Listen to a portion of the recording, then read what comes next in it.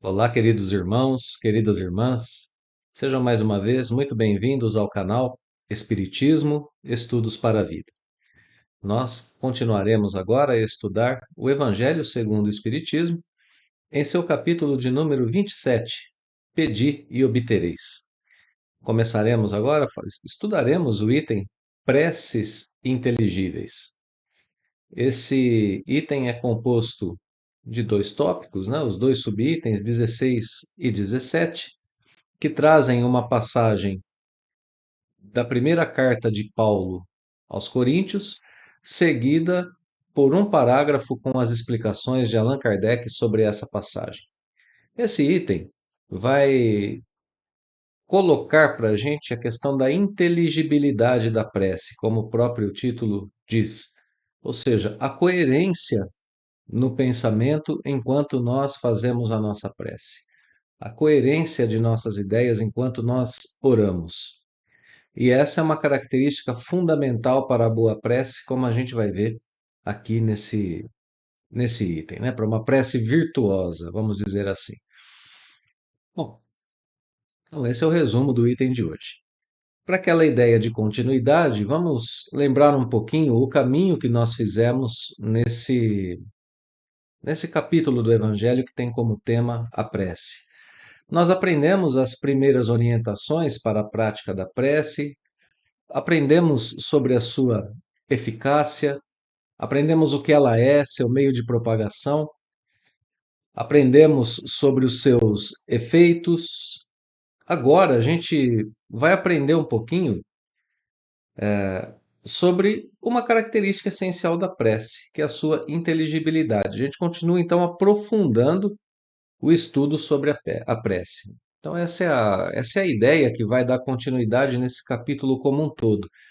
A gente vai conhecendo cada vez mais elementos, mais características, mais fundamentos a respeito da prece. E hoje não vai ser diferente. Hoje a gente vai continuar através desse caminho. Então vamos ao nosso texto. Preces inteligíveis. Primeira passagem aqui, carta de Paulo aos Coríntios, que a gente estuda a partir de agora. Então escreve Paulo: Se eu não entender o que significam as palavras, serei um bárbaro para aquele a quem falo, e aquele que me fala será para mim um bárbaro. Ou seja, né, as pessoas serão estranhas umas às outras, não se entenderão se não souberem o que significam as palavras. Então, Paulo está dizendo aqui que há um problema de linguagem durante a comunicação entre os homens, né? Então, ele vai tomando aqui a questão da comunicação entre as pessoas para desenvolver uma ideia. Se eu digo palavras que o outro não sabe o que significam, não há comunicação. E o contrário também é verdadeiro. Se o outro diz palavras que eu não sei o que significam, não há comunicação. Então, olha o que Paulo escreve na sequência. Se oro numa língua que não entendo, meu coração ora, mas a minha inteligência não colhe o fruto. Bom,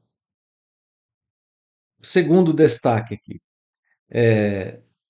a oração é uma comunicação com Deus. Então, Paulo está dizendo: se eu oro, se eu converso com Deus numa língua que eu não entendo, o meu coração pode estar em prece, eu posso estar em sentimento me dirigindo a Deus, mas a minha inteligência não colhe o fruto, a minha inteligência não apreende nada com a oração. A comunicação com Deus precisa também dizer alguma coisa ao entendimento. E a gente vai ver que no capítulo seguinte, no capítulo 28, Kardec vai colocar alguns modelos de preces e de orações para a gente fazer. Prece por nós mesmos, prece por um sofredor e assim por diante. Mas antes dessas preces, Kardec coloca alguns prefácios, que são pequenas explicações sobre a situação enfrentada, né? A situação para a qual a gente vai dirigir a prece. Então, se a gente quer dirigir a prece para uma pessoa doente, Kardec coloca um prefácio que explica as razões das doenças, a utilidade da doença, algo desse tipo. E por que Kardec faz isso? Ele faz isso fundamentado nesse princípio que a gente está vendo aqui, porque a prece precisa ser inteligível. Eu vou conversar com Deus, eu preciso dizer alguma coisa a Deus que eu mesmo compreenda, né? Não é apenas dizer a oração, não é apenas recitar uma oração, porque senão fica uma faculdade aqui sem ser atendida, sem ser contemplada pela minha atitude de orar. Quando eu me dirijo a Deus, eu posso me dirigir a Ele em sentimento, né? Fechar os meus olhos e ficar pensando em Deus apenas e dirigir o sentimento. Mas veja que esse é um momento talvez de meditação, de contemplação. Agora, para a prece mesmo, a prece é um diálogo, é uma invocação, como a gente viu anteriormente. Estou conversando com o plano espiritual. Então, é preciso que ela seja inteligível, que ela traga palavras, né? Para que coração e inteligência colham o fruto. Continua Paulo. Se louvais a Deus, né, apenas de coração, como é que um homem do número daqueles que só entendem a sua própria língua responderá amém no fim da vossa ação de graças, uma vez que ele não entende o que dizeis? Então, nessa outra passagem, a gente está imaginando aqui as preces que são realizadas em conjunto, né? Preces que são realizadas por mais de uma pessoa. Então, se as pessoas estão orando juntas, aquele a prece inteligível é ainda mais necessária, porque aí são várias pessoas se dirigindo a Deus pela voz de uma só, né? Então todos precisam entender o que está sendo dito ali. Não é que a vossa ação não seja boa, mas os outros não se edificam com ela. Então aqui é o encerramento, né, da passagem da carta de Paulo. Todos precisam se edificar. Esse é o ideal da prece. Todos se elevando, se edificando, todos em comunhão entre si e com Deus. Então, por isso, a prece precisa ser inteligível também, sentir e pensar em conjunto. Então, aqui Paulo ensinando para a gente o modo ideal de se fazer oração. Bom, agora a gente vai aos apontamentos de Allan Kardec, falando sobre essa questão da prece inteligível. Essa primeira frase que ele coloca aqui é uma frase que já resume praticamente tudo o que foi dito por Paulo e aquilo que Kardec vai trazer na frente, né, do texto. A prece só tem valor pelo pensamento que lhe está conjugado. A prece só tem valor pelo pensamento que está unido a ela. O que isso quer dizer? Eu estou falando e a minha fala é a expressão de um pensamento, é a expressão de um sentimento, né? Qual pensamento dirige, qual pensamento baseia, orienta a prece que eu estou realizando? Então, no pensamento está tudo. A prece, portanto, se fundamenta no pensamento. E qual que é o valor da prece? É o valor do pensamento. Que pensamento eu tenho? Fazer o bem a alguém? Fazer o bem a mim?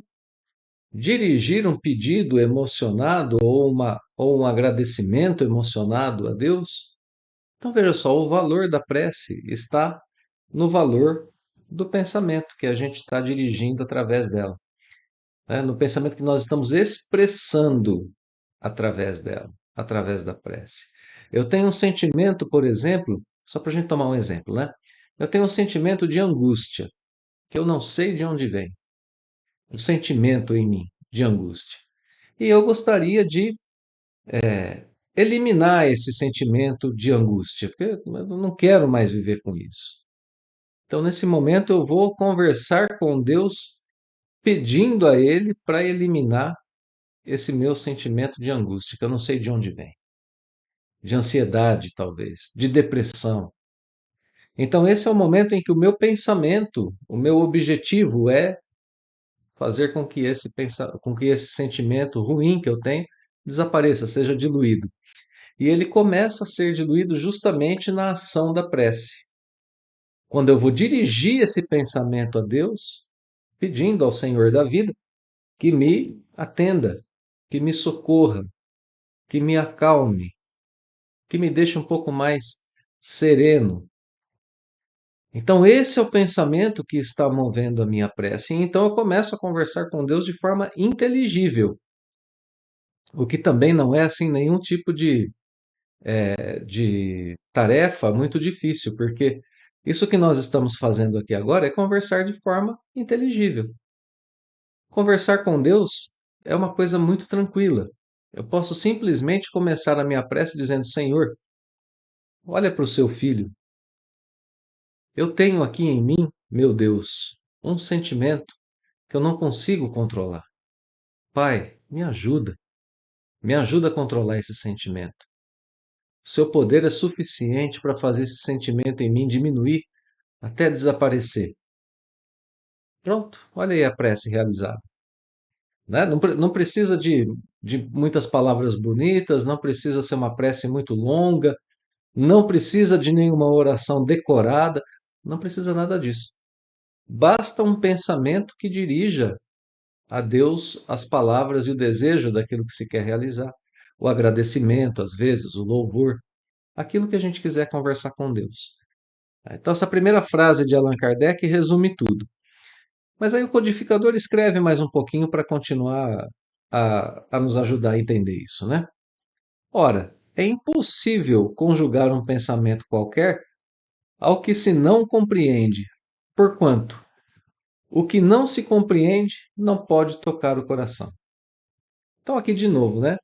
A ideia da gente unir pensamento a um sentimento para a gente dirigir bem a nossa oração.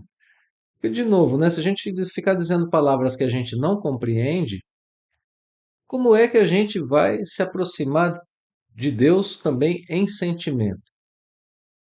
No modelo, né? No exemplo que eu acabei de citar, tem o sentimento de querer melhorar, tem o sentimento de querer ser curado, de querer ser consolado, tem essa vontade. E Deus leva em consideração tudo isso. O que move a prece, né, de uma forma mais eficiente é essa união do sentimento com as palavras que a gente diz. Texto em destaque agora.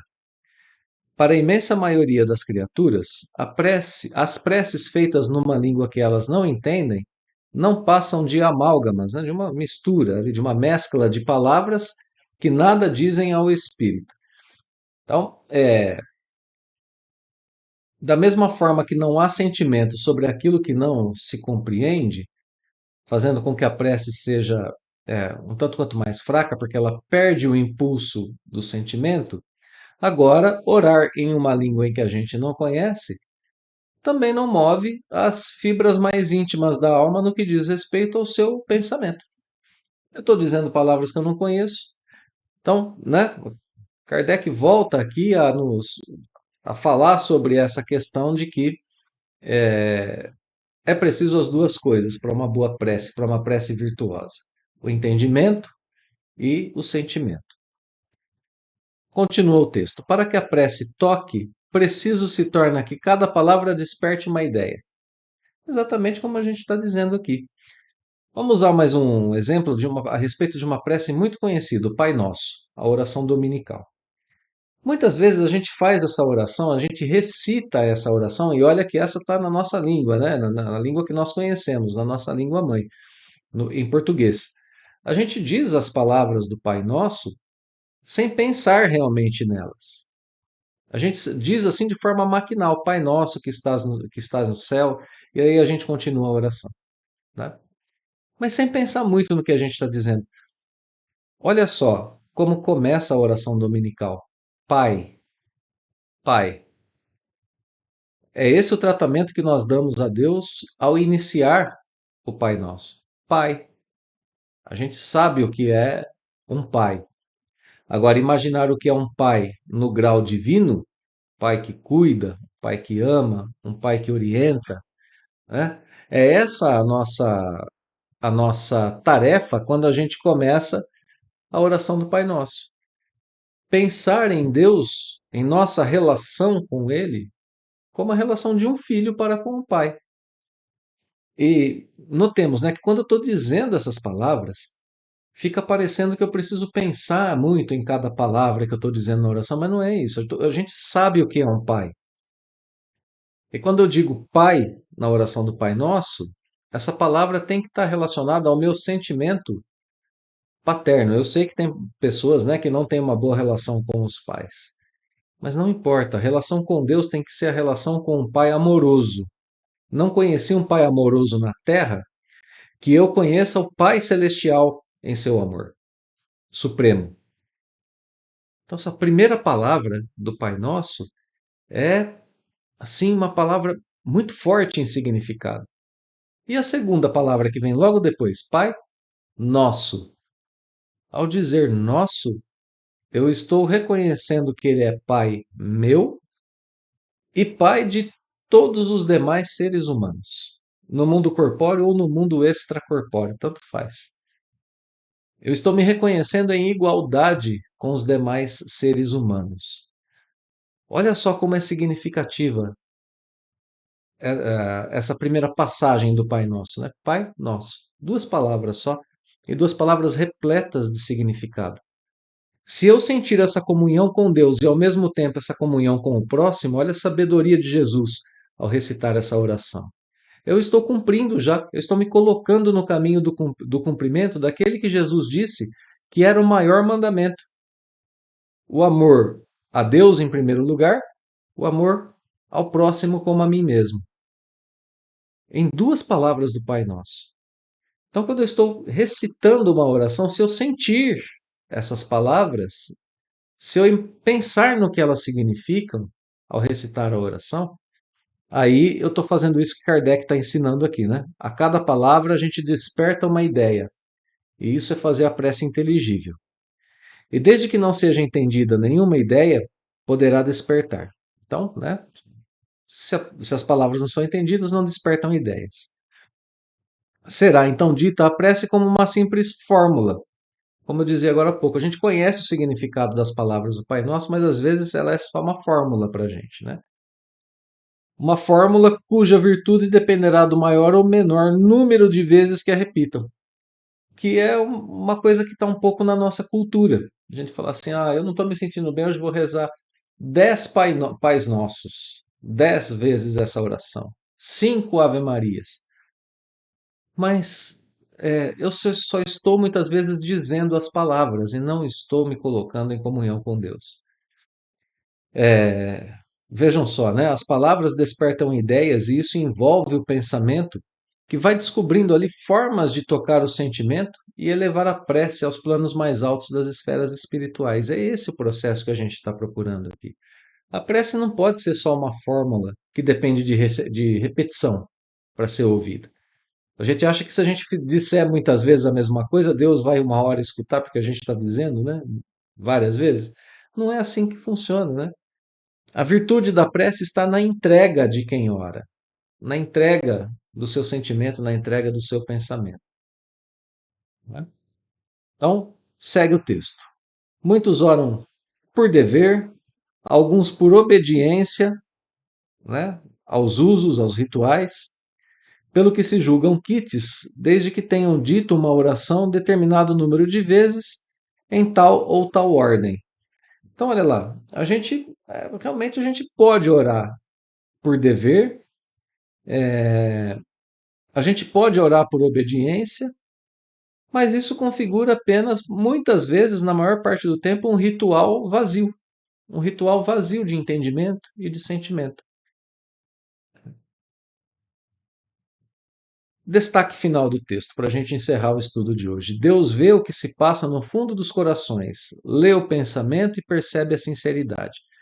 Julgá-lo, pois, mais sensível à forma do que ao fundo é rebaixado. O que Kardec está ensinando para a gente aqui? Deus conhece o íntimo de seus filhos, de cada um de seus filhos. Ele conhece os sentimentos, conhece os pensamentos da gente, conhece a nossa sinceridade. Né? E aí a gente achar que a gente pode, porque a gente fez 10 orações ou 5 orações, de uma tal maneira ou de outra maneira, se a gente pode tocar Deus pelo número de repetições, é pensar que ele não conhece o nosso íntimo, né? Por isso que tomar a forma, o número, às vezes, de orações, ou uma oração como mais poderosa que a outra, por causa das palavras que ela traz, é rebaixar a capacidade de Deus, porque no fim a gente está colocando mais importância na quantidade, mais importância na qualidade das palavras, do que naquilo que a gente pensa, do que naquilo que a gente sente, do que naquilo que a gente quer comunicar a Deus. Deus reconhece o que é verdadeiro em cada um, aquilo que a move de fato quando ela ora.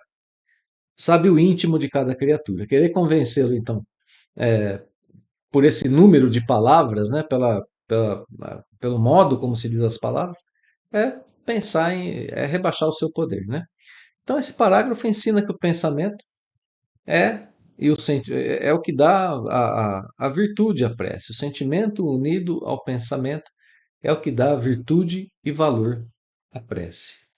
E assim a gente pôde agora aprender sobre mais uma característica importante da oração, da prece, né?